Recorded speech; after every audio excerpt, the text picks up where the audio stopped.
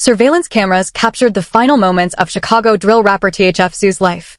The 35-year-old F affiliate known for beating multiple murder charges and his gritty street anthems never saw it coming. But what really happened in that parking lot? The man behind the legend.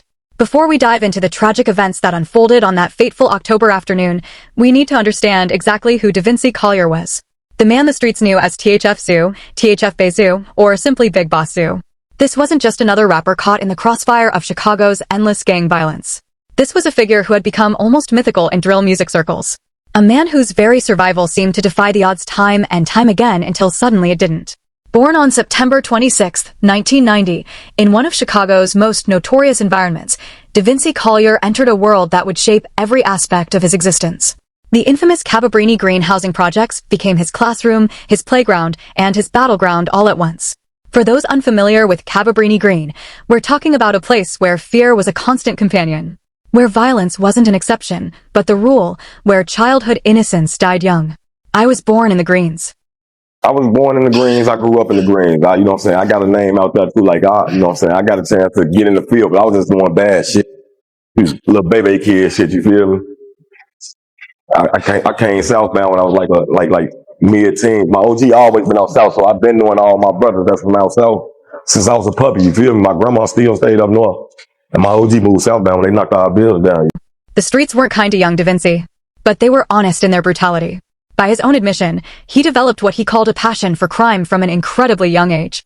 We're talking about a kid who was shooting BB guns at taxi drivers, throwing rocks at passing vehicles, letting stray dogs out of community cages just to watch chaos unfold. This wasn't youthful mischief. This was survival training disguised as rebellion. Shooting taxi cab drivers with BB guns, throwing rocks, going in the stove, snatching shit, running up out of them. I was bad as hell as a shorty. I man, so much shit I can't even think of. Like, I was just doing all bad shit, man. Yeah, man. You know, the little dog catcher trucks and shit when they be grabbing the little stray dogs and shit. I used to, you know, they got a little community in the Greens with the dogs, and I used to be letting dogs out the bike when I was a shorty, man. Bad as hell, like unlocking the little dog cage, letting their ass hop out the truck, chasing down the street. Shit, I was just bad as hell. On May 24th, 2011, his brother Gouda passed away in a tragic accident. A gun accidentally discharged in their home, striking GA in the head. Zoo was around 21 years old at the time, and what happened next would haunt him for the rest of his life. In an incredibly raw moment during his interview, Zoo revealed something that most people could never imagine having to do.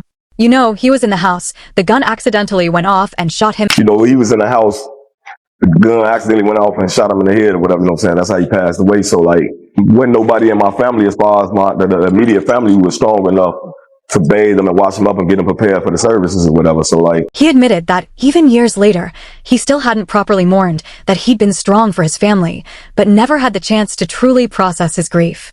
This unresolved trauma would manifest in various ways throughout his life, particularly in his relationship with substances, which he openly discussed as his coping mechanism. Zoo's criminal history began remarkably early. At just 13 years old, he caught his first major charge for armed robbery in Cairo, Illinois, serving 4.5 years in juvenile facilities like Harrisburg. But that was just the beginning.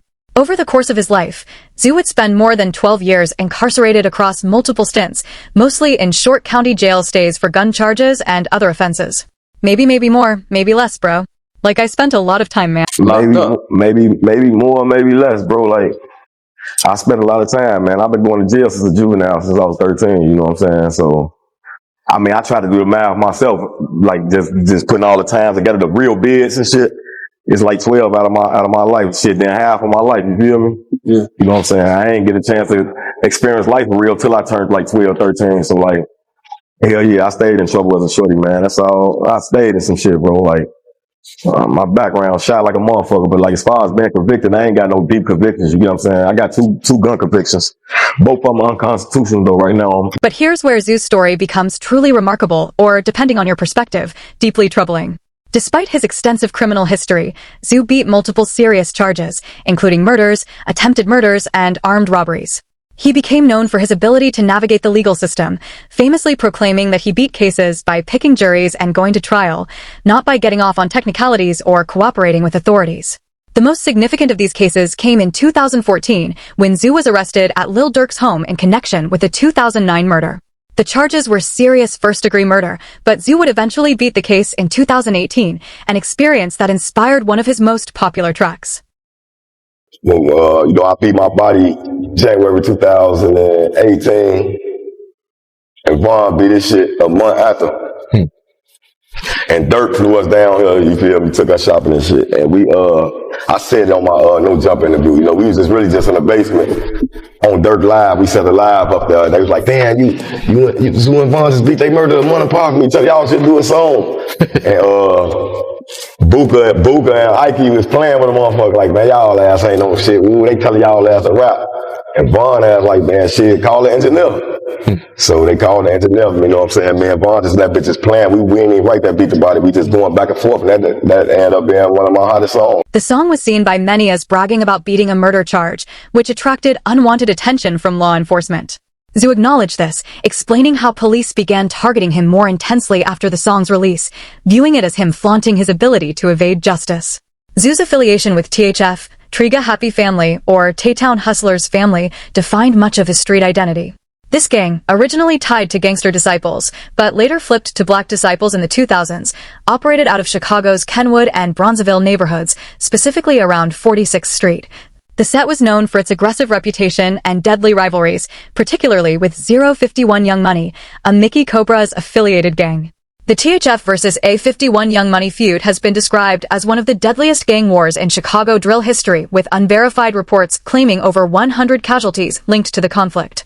The war began around 2008 with a McDonald's shootout and escalated through countless retaliatory killings over the years. Zoo himself was speculated to be involved in several of these incidents, earning him the street nicknames Top Shooter, a label he would later publicly distance himself from, though the reputation stuck. But Zoo wasn't just a street figure. He was also an artist trying to build something beyond the violence. His music career gained serious traction in the early 2020s through his close association with Lil Durk's Only the Family collective. Zoo had known Durk since 2008, and their friendship deepened over shared experiences, including beating serious legal charges around the same time. Zoo's discography wasn't extensive. He focused more on singles and features than full albums, but his impact was undeniable. Do It for Van, a tribute to his close friend King Van, who died in 2020, garnered over 4 million streams on Spotify. Other notable tracks included Mad, 'Cause I'm Rich with over 1.1 million streams, and Get Backers, featuring Buna, with over 900,000 streams. His relationship with King Von was particularly significant. The two met around 2012 and bonded during their respective incarcerations.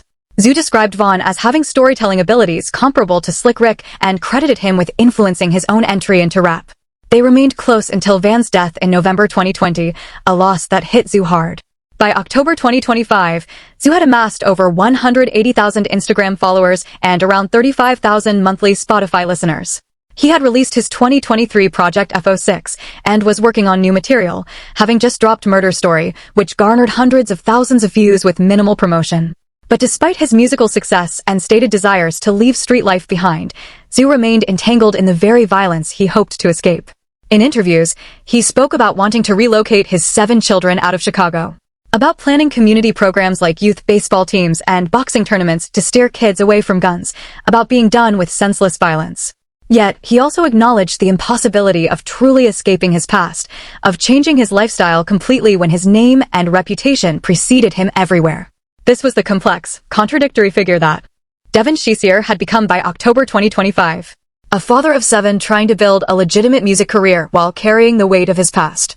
A man who spoke eloquently about wanting peace while bearing the scars of decades of violence. Someone trying desperately to break a cycle he had helped perpetuate, and on October 26, 2025, that complicated journey would come to a sudden, brutal end. The fatal afternoon, October 26, 2025, started like any other Saturday afternoon in Chicago. The weather was typical for late fall. Cool, but not cold. The kind of day where people still went about their business without much thought. But in a parking lot near the 3100 block of South St. Louis Avenue in Chicago's Little Village neighborhood, the mundane was about to transform into the tragic. Around 3 p.m., THF Zoo was in that parking lot with 2 other men, aged 39 and 42. The exact reason for their presence there remains somewhat unclear. Some reports suggest they were picking up car parts. Others simply indicate they were loafing in the area. What is clear is that they had no idea what was about to happen. The setting itself was mundane.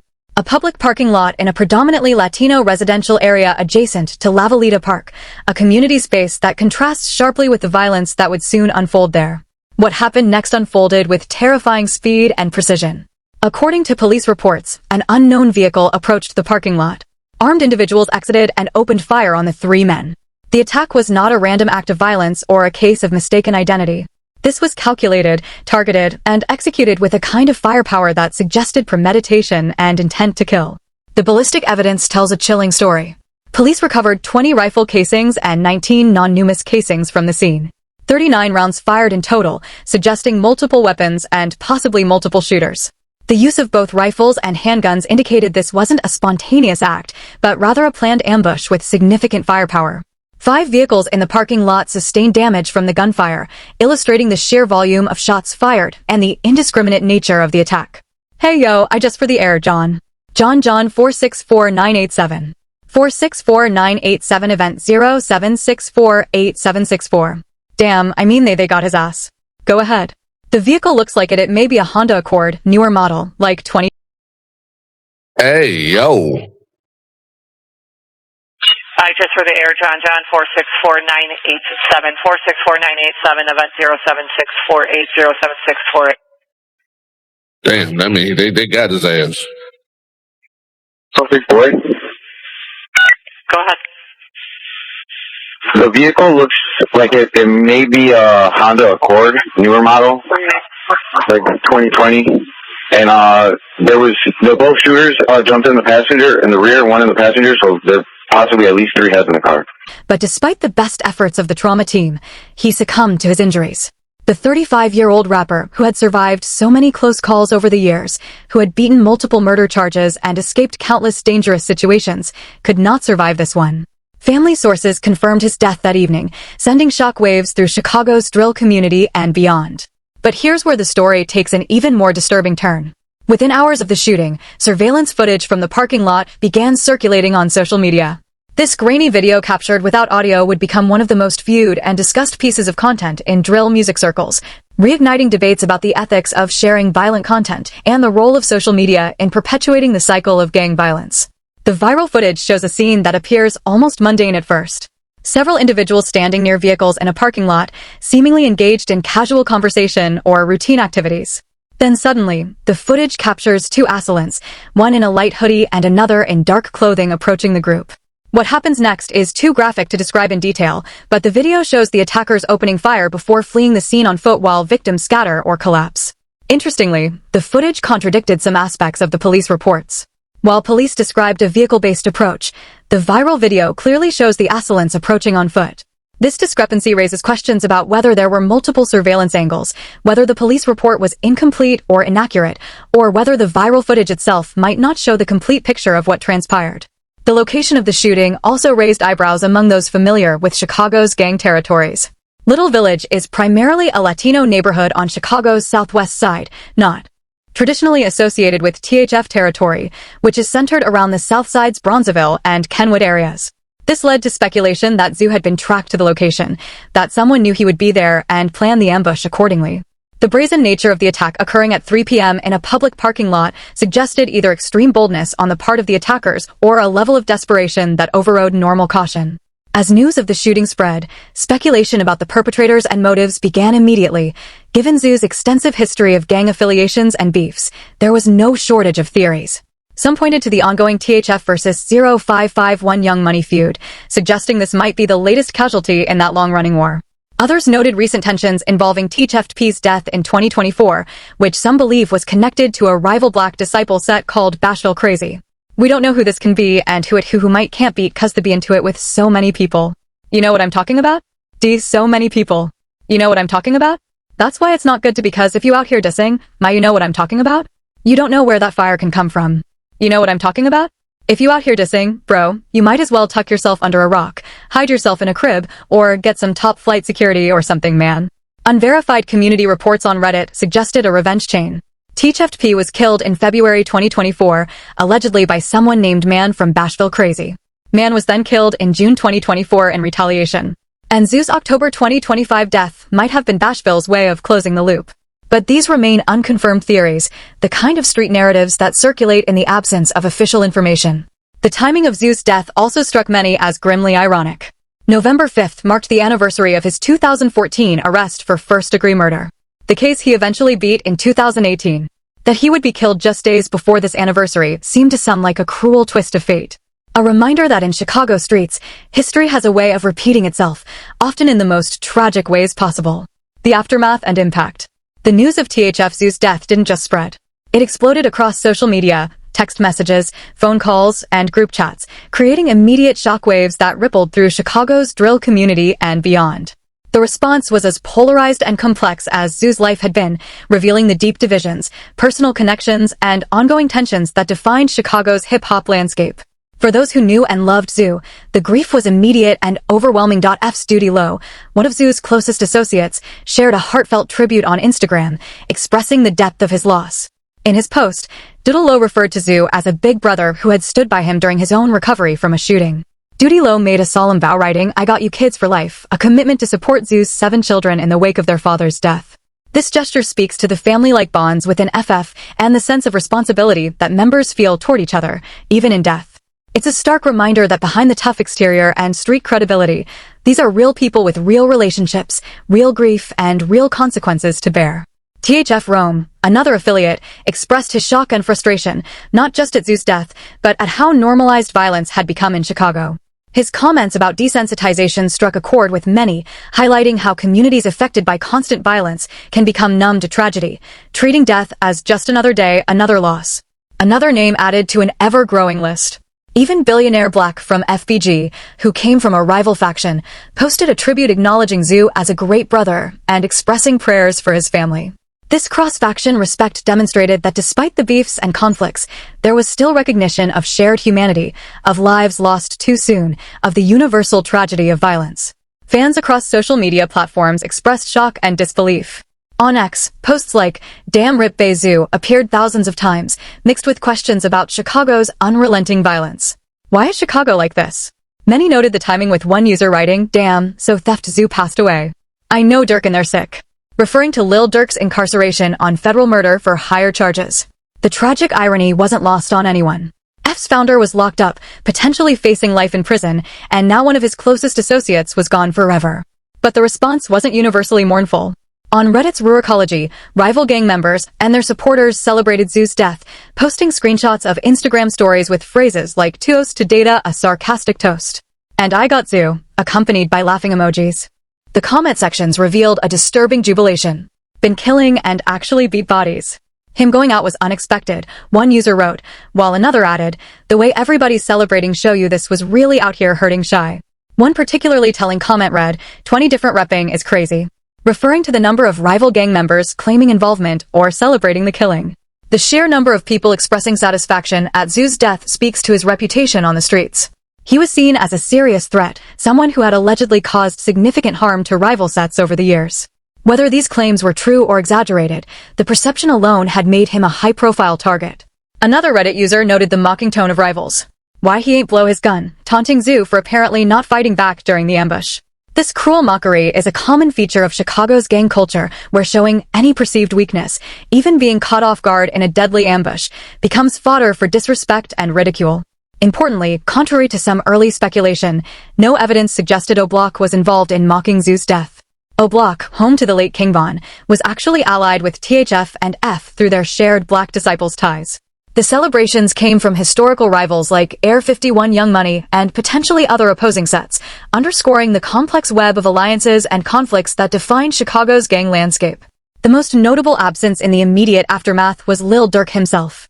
Currently incarcerated on federal murder for higher charges, facing the possibility of life without parole. Durk could not publicly react to Zoo's death. However, unverified reports suggested he broke down in jail upon hearing the news, given their close relationship dating back to 2008. The loss of Zoo following the deaths of King Von and Thang, and amid his own legal crisis, must have been devastating for Durk. 1X user summed up the situation bleakly. Von, Thang, and Zoo dead, and Durk is facing life without parole. F is finished. This sentiment that F as a collective might not survive these compounding tragedies was echoed by others. The label had already been reeling from King Von's 2020 death and the loss of other members.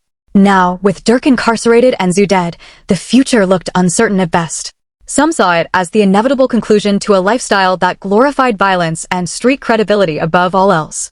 For Zoo's 7 children, the impact is immeasurable. They will grow up without their father, trying to make sense of why he was taken from them in such a violent public way. They will have to navigate a world where their father's death is documented online, where strangers debate his life and death, where some celebrate his passing while others mourn it. The trauma of losing a parent to violence is profound, and the additional burden of that loss being so public only compounds it. Zoo himself had spoken about wanting something different for his children. In interviews, he talked about relocating them out of Chicago, about breaking the cycle of violence that had defined his life. He acknowledged the pain of the lifestyle he'd lived and expressed a desire to steer young people away from it, even while recognizing that he couldn't fully escape his own past. So, I just want to change a few people, man. You get what I'm saying? Like, I ain't trying to know what they doing or how they coming on their blocks. And I really don't get no if it don't concern me or my people. You feel me? But the street's going to be the streets anyway, bro. I just really want to just with the youth from 7 to 12, man, and just try to change their mind. Give them a reason so they won't be easily influenced into the streets. You know what I'm saying? Give them something to do that they ain't had no chance to do. You know what I'm saying? 'Cause we had a lot of to do when we was kids. You feel me? You don't see little 8 and 10-year-olds around this riding bikes with hags and stunts on them and with mag wheels. You feel me? The fun we did. New York probably shoot the out another 90-old with a bike. This generation, different gang. Life. The tragedy of THF Zoo is that he could clearly see the problems, could articulate what needed to change, and yet found himself unable to fully extricate himself from the circumstances that ultimately killed him. He was trapped by reputation, by loyalty, by the very authenticity that made his music resonate with fans. To fully walk away from street life would have meant abandoning the identity he built, the relationships that sustained him, and the credibility that gave his art meaning. Click on one of the cards on your screen to see more videos like this.